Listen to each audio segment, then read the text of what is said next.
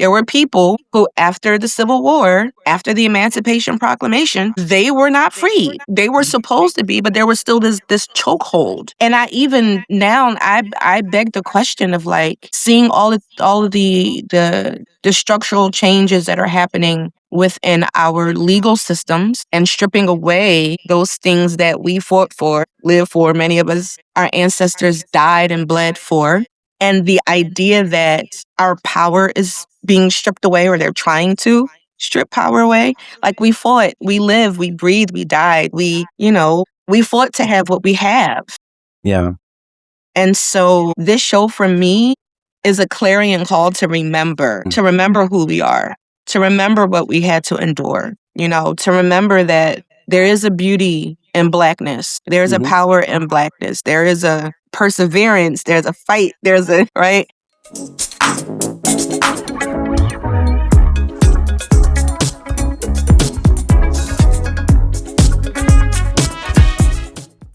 And welcome back to the podcast. Welcome to the podcast, the Broad Street Review Podcast, Season 10. These conversations just keep churning out, and they are great conversations. If you are an avid listener and you are caught up, good for you. If you're not caught up, go back to one of 39 episodes and find out about all the amazing work that's been going on our stages. Like, the amount of coverage I've done on this podcast doesn't even scratch the surface for how amazing our theater community is here in Philadelphia. So if you're a part of it, great. You already know. If you're not, get in here, see what's going on. And today is no exception. We're going over to South Philadelphia to talk to Theater Exile about the upcoming production, The Great Privation, or How to Flip 10 Cents into a Dollar by Nia Akilah Robinson, directed by Ontaria Kim Wilson, who is in the studio with us today. Ontaria, welcome back to the podcast. Hello. Thank you so much for having me again. Feels like another home. Absolutely. We talked at the end of the season because you were directing at the end of Theater Exile season, and now you're here again at the end of Theater Exile season. Does Theater Exile have its claws in you, or its warm embrace in you? Are you just permanently planted here, or you just got lucky?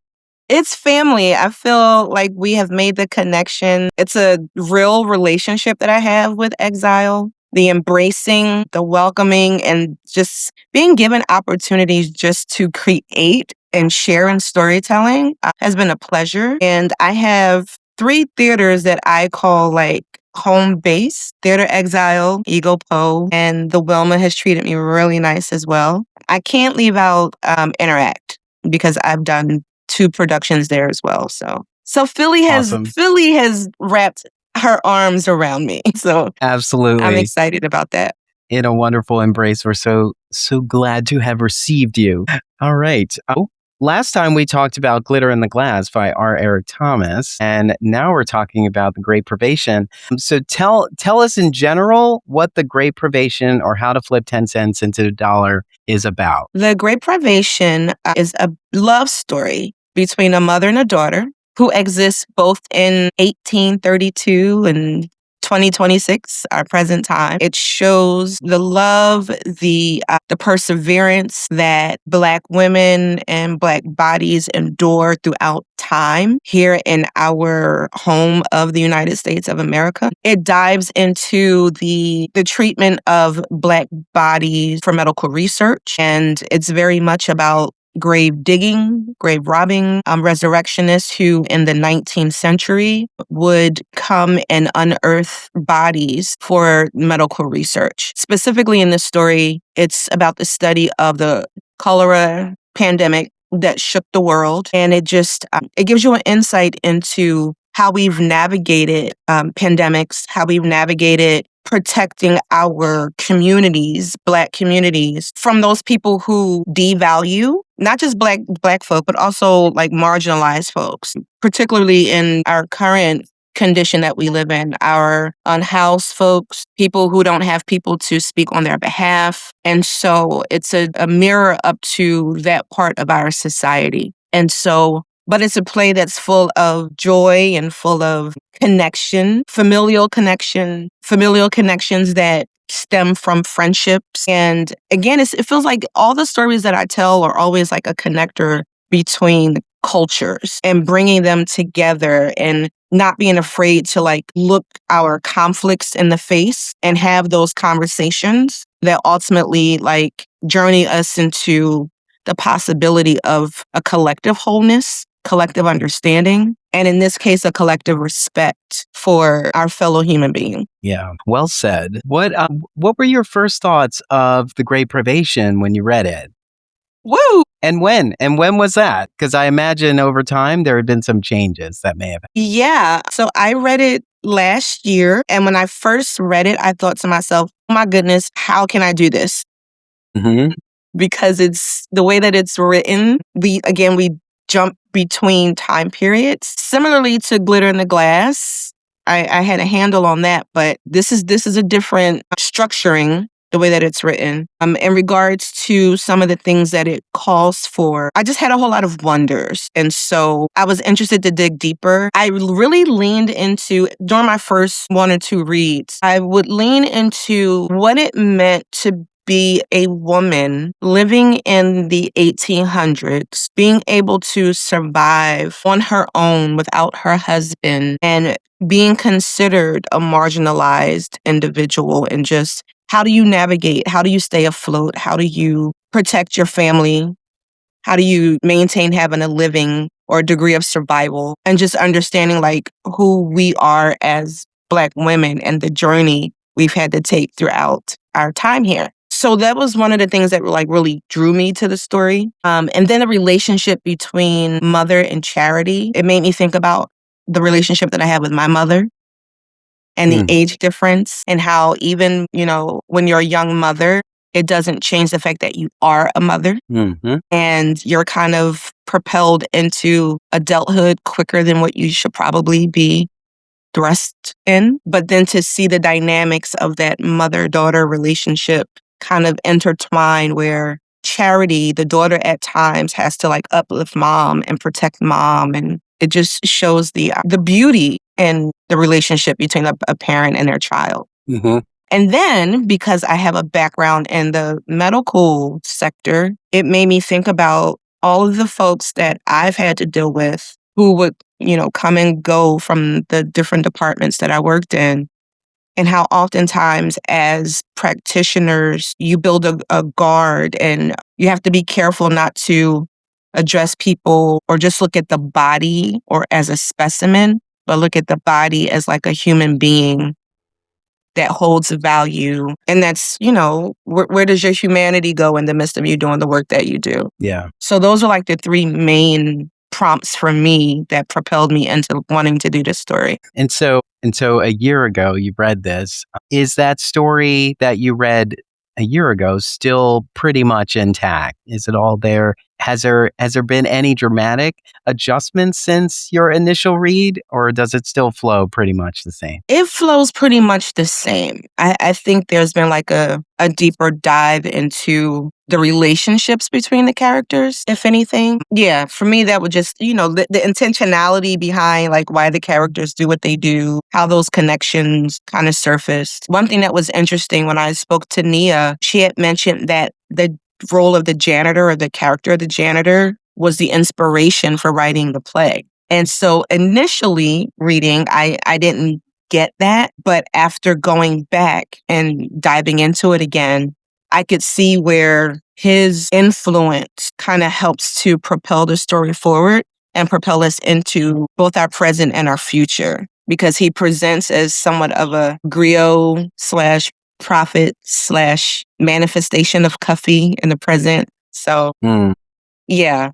So there was work that was done, but yeah, for me, those are like the differences. Yeah, and thinking about in a workspace, the people who know pretty much everything are the people that you least expect, and it would be custodial staff, be the janitor. The janitor knows so much and can pretty much guide anyone through anything, because there are a lot of there are a lot of people, there are a lot of roles that are very much like this, where they kind of appear to be invisible, and the people around them sort of carry on as if they are not there, or as if they don't exist. And a lot of information tends to be received because of that invisibility, which is just so interesting that Nia's way into this story was through the janitor. Mm-hmm. And like when I think about that, I know that in like some classical theater, you have like mute individuals who present, and they are the ones who, again, like you said, they take in all of the information, and their silence rings volumes, and you want to know their story. You want to know, what they have to say. But in respect to this story, the janitor is very present, is very vocal. However, he's been positioned so that he can take in information and the how-tos of how things are done. And he is the one that thrusts us into the future of medicine. And we, when sitting with the cast, like we had those questions of like, was he an assistant to the doctors being the janitor? Was his role multi-layered being in that environment? And just knowing like the difficulty in accessing the knowledge and the practice didn't necessarily mean that you had to like go through a complete schooling like we do today, like a 10 years before you become a doctor. Like that just wasn't the thing. So there's a lot of interest around him. Let's go into the rehearsal room and tell us about the cast that you put together for this, and what their thoughts were about their character and the story overall as you began to work in the room. So I have the illustrious pleasure of directing Andre Brown, who is a native of New Jersey, did a lot of theater in Philadelphia quite a few years ago. Then he moved to the West Coast, and I was able to bring him back. So this is his return home. So Andre Brown plays Cuffy and the janitor. Then we have Ange Bay, aka Rain, who plays mom/Minnie/mother, who is a brilliant creative actor, writer, director. There's so much that's wrapped up into them. All around awesome human being. Oh my gosh. And just to be in the room with them is like phenomenal. Then we have Samaja Murphy, who is a recent Temple grad. She graduated about a year ago. And so this is her second rotation in the Philadelphia theater scene. She's done work with Theater in the X, and she plays in this show, she plays Charity.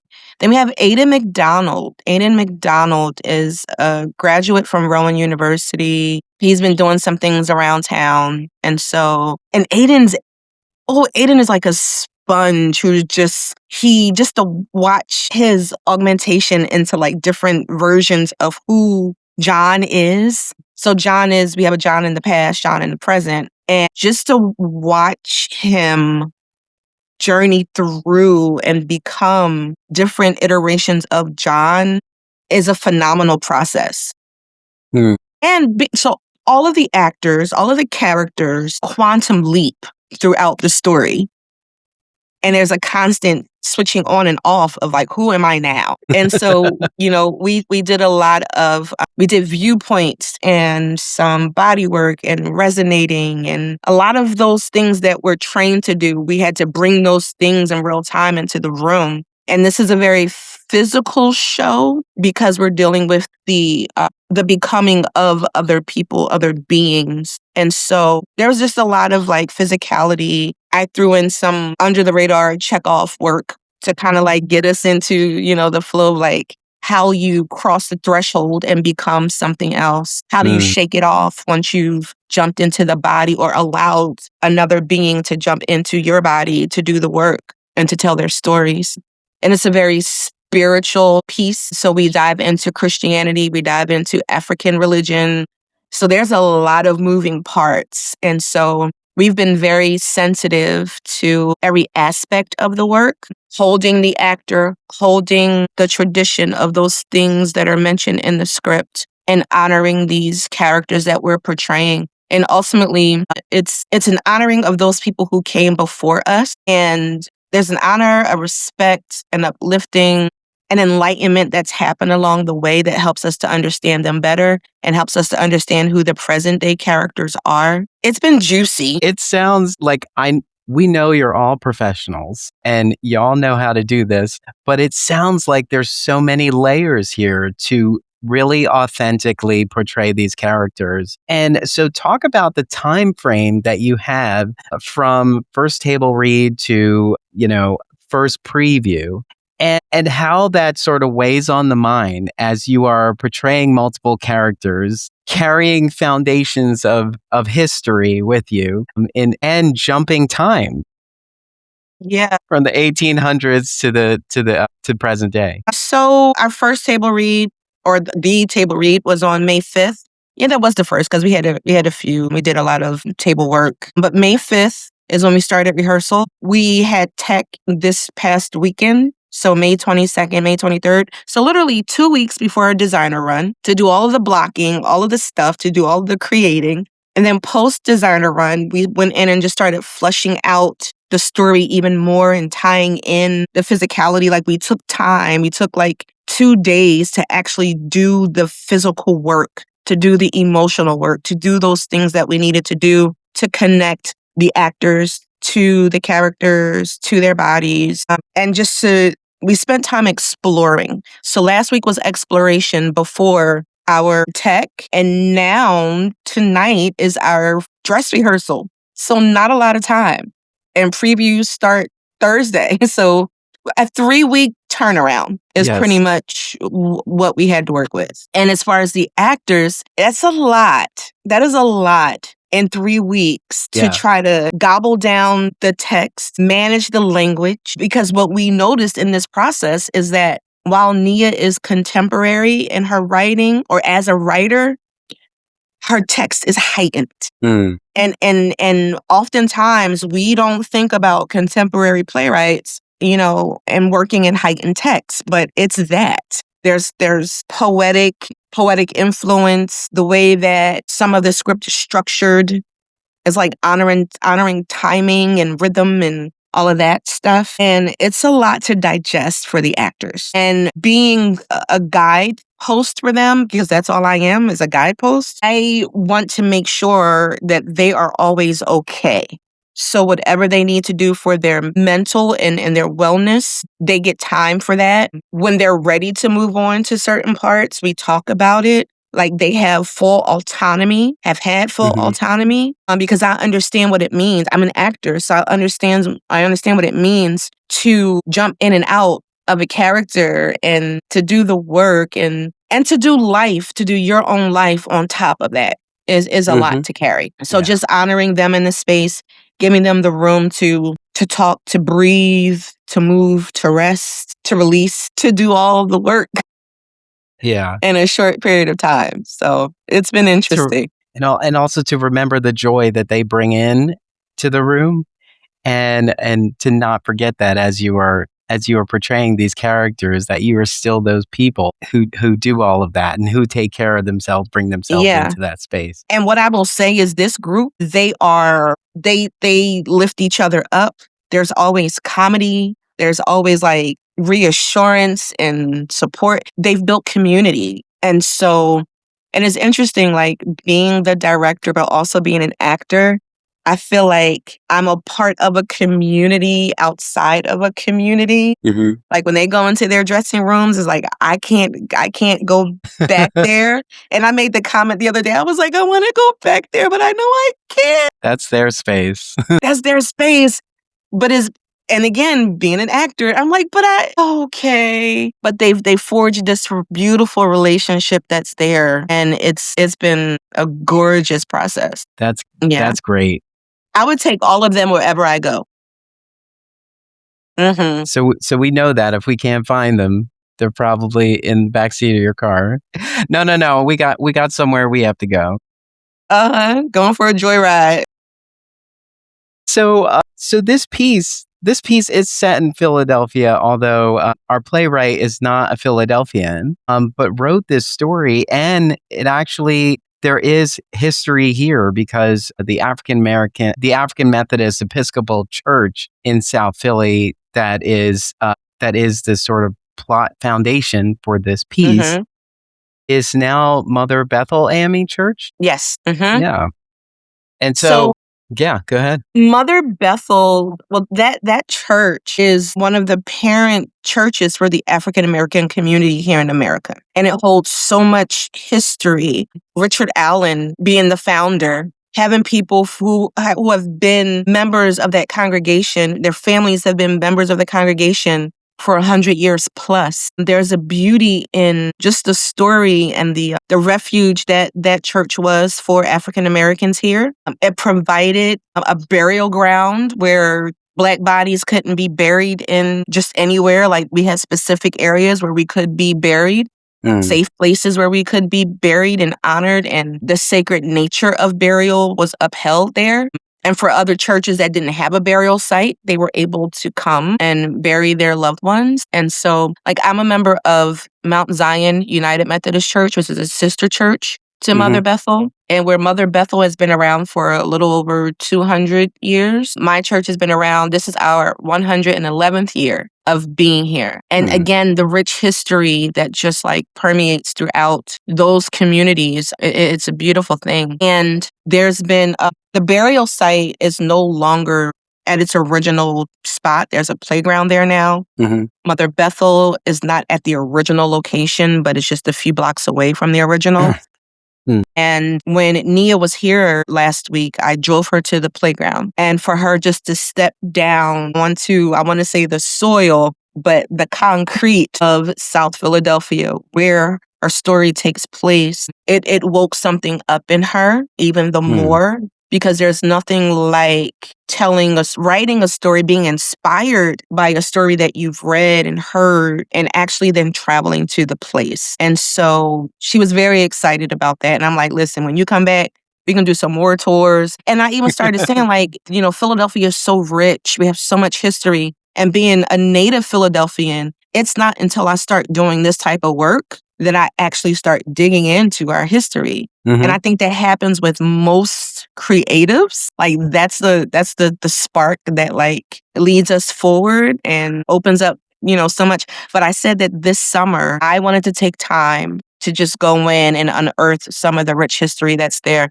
Really quick, Mother Bethel has been involved in a lot of the historical debate about like Independence Hall, the Constitution Hall, and the whole fight to like get those paintings and portraits that were removed by this administration. Mother Bethel is at the front lines of movements like that, and they hold on to the rich history of being an activist group that supports and lifts up Black people and our history here in America. And it's interesting that this being our 250th year of being a country, right? We're celebrating that. But at the same time, we're still unearthing a lot of the disparities that exist over that 250-year plus time period. So for me, it's like, okay, here I am again, the creative me, the director me, that's being called to tell more of our stories. And I've accepted the fact that a torch has been passed to me, and I'm just one of those people that get called to tell our stories. So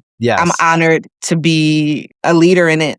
And whatever that means, whatever I have to be, because if we don't do it, who's going to do it for us? Yeah. So. And so glad you answered that call.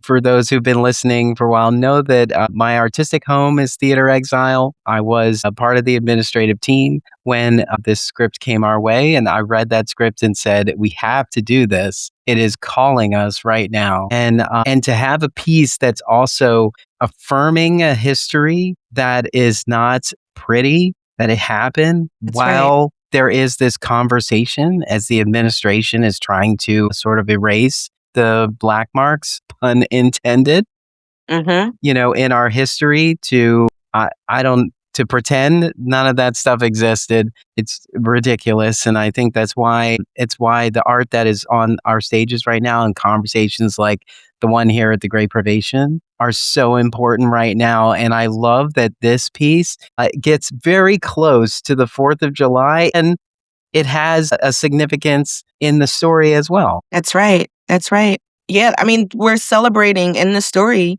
there's a call to celebrate July 4th. And it, the question is begged. Why am I celebrating this? I'm more inclined to celebrate Juneteenth.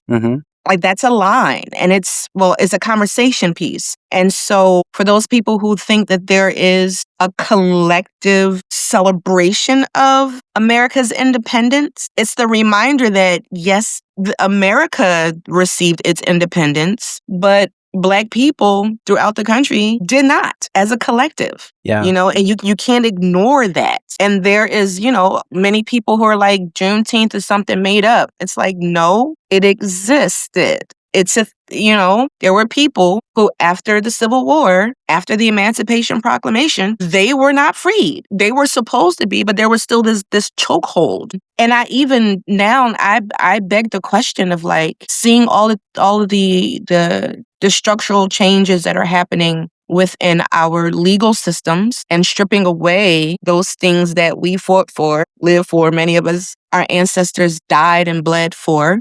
And the idea that our power is being stripped away, or they're trying to strip power away. Like, we fought, we lived, we breathed, we died. We fought to have what we have. Yeah.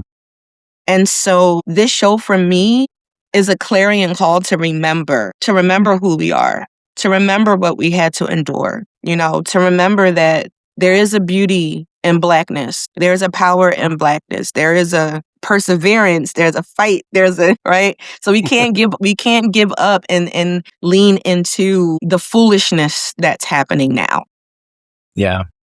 Yeah. And again, like, I'm like, okay, the torch is over my head. It's there, to whatever capacity. I'm here to speak up and speak out and be and exist, and make sure that the light keeps shining. Yeah. Is there a moment in the piece that resonates with you more, or you look forward to this scene or this moment when it comes up? I don't want to give too much away. The relationship the relationship between Mom and Charity, they do a dance, and the dance is one of comfort. It's one of assurance. It's one of pain. It's one of love. And every time they do that dance, my heart just goes, like, it's gripping. As simple as it is, it grips me every time. So I'm interested to see how audiences will walk away and how they'll receive it. Yeah. Yeah, the emotion that comes through your body and dance, it's always stunning to watch. And so we'll look forward to that moment. And like there's like one, I'm a mover. So most times when you see work that I do, I'll kind of like throw my aesthetic in there. But there are some things going on. And Nia came to a rehearsal about a week ago. She was like, they're dancing. I like it. So I'm excited about that too. So there are a few pocket moments, but yeah. Yeah. And so what we know is that this piece was presented at Soho Rep first in New York. And then it had a moment at Woolly Mammoth. Is that correct? That's correct. Okay. And so through all that, now it's here in South Philadelphia. Do you feel any kind of like weight for knowing that these other productions haven't been too far, and they've been, in a way, kind of connected to this journey that brought it to Philadelphia in the first place? How do you feel as you think about that? Its journey, how it began, and where it is now with in the artistic care of Theater Exile. It's an honor for it to be here. I feel like because we have a connection to Philadelphia, for me, because I have a connection to a certain degree to Mother Bethel. Like, that's my extended church family. Being a Black body from Philadelphia and knowing a lot of our stories are consistently being like revealed so that we can be the conduits of the storytelling. It's an honor for it to be here as probably the fourth director for this piece, because I believe it was done in London, if I'm not mistaken. Honored. It was a little unnerving for me. I mean, I'm not a new director, but I just, in watching the journey that I'm on, I just feel like it was my time to tell this story, and I was chosen to tell it, and only we could tell this story this way. So, yeah. Awesome. I want to set the scene for us. Talk about how this, how your production team came together to visualize and give us sound and beauty, like how their involvement is bringing this story full circle for us all. So my set designer, Dahlia. Dahlia was a set designer for oh my gosh, I Have Got a Rainfall at the Wilma. And she also was a set designer for Moreno at Interact. So I had relationship. I've worked with Dahlia before. And the way Dahlia thinks, she's always like, think big, think like you have $1 million, $5 million, $10 million, and then we'll scale back. Yeah. And we speak a similar language. And then Chris Sanino, I worked with Chris Sanino with Eagle Poe when I directed As You Like It for Shakespeare in Clark Park. And we've worked together. So that's another person. That's my brother. So, the sounds are always buzzing. And then Lindsay is my lighting designer. And I've met Lindsay at Interact. I pulled her in to do XOXO at Theater Horizon. And I just love the way her mind percolates. And so that was my dream team for this. And the beautiful work that they do, just like transcending space and time, tapping into spirit, heart, soul, culture. They all studied to like figure out what this meant through my lens, and just like grabbing hold to that and taking it with them and exploring. Like they're all about exploring and play. And so that made it a beautiful connection. And I think all of the players, from the cast to my designers, stage management, Melody Wong, like you can't go wrong, right? That should be on a t-shirt. Right? I got to tell her that when I go back in. Can't go wrong with Melody Wong. Yeah. And then, the artistic producer, you can't, Deborah, like she just holds space. Like everybody just holds space and just loves on this work. Mm-hmm. And it's made it a beautiful journey, a beautiful visual experience. So I'm looking forward to. And we've cracked open time and space. Can't tell you how, but it's been cracked open. It's magic. It's theater magic. It's magic. We got to get in that space for this history, for this love fest, for this mother and daughter journey, for this final production of Theater Exile's 29th season. Isn't that crazy? End of an era. Yeah, it's going to be awesome. What do you hope the audience takes away from all the work that the cast and crew and you have done and know as much of the roots of this conversation and bring this to life on the stage? What do you hope they walk away with? There's a quote that Nia has at the end of the play, and it says, "One of us is all of us. One of us is all of us, and all of us is one of us," or something to that avail. And for me, it's a reminder that as a collective, it's our responsibility to hold up the past, to hold up each other. And through the toughest of times, it's imperative that we stand with and for each other and protect each other, respect each other, regardless of difference, regardless of background, regardless of lived experience. And it's holding on to like our humanity, like who we are, because that supersedes anything else that could position difference. You know what I mean? It's like my desire is for the axle of difference to be broken apart and be reimagined. Like, how can we reimagine what community, what our world looks like, what love looks like? Yeah. Yeah. The production is The Great Privation, or How to Flip 10 Cents into $1. It's by Nia Akilah Robinson. It's directed by Ontaria Kim Wilson, who spent all this time with us unpacking this piece. It is on stage pretty much. If you're listening to this, it's on stage now through June 14th. You can go to Theater Exile, and that's Theater REEXILE.org to get those tickets. That's tickets plural, because theater is more fun with a +1. So be part of this conversation. Ontaria, thank you so much for taking the time to come chat with me about this piece. I've been holding it in my head for a while since I've read it, and I can't wait to see it on stage with everyone's input all together to bring that to life on Exile stage. So thank you so much for taking the time to chat with me. It was truly a pleasure. Yes, it was. Thank you.